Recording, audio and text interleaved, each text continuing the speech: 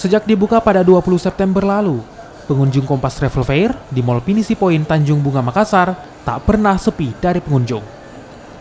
Umumnya, mereka berburu tiket liburan ke luar negeri dengan harga murah.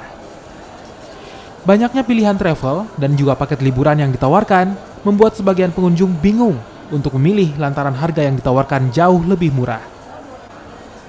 Negara seperti Malaysia, Jepang, Korea, Singapura, dan juga Timur Tengah menjadi pilihan favorit pengunjung di Kompas Travel Fair tahun ini. Kebetulan saya sendiri ini mau ke daerah Singapura, baru untuk kedua kalinya. Makanya saya lagi dengan teman saya lagi nyari-nyari ini sambil jalan-jalan. Terlalu banyak penawaran yang menarik sih, tapi saya belum menjatuhkan pilihan ke travel mana. Kompas Travel Fair Makassar 2019 menjadi kali kedua digelar di Kota Makassar. Tingginya animo pengunjung di Kompas Travel Fair membuat acara tahunan dari Kompas ini selalu ditunggu-tunggu oleh traveler yang ingin liburan dengan biaya murah.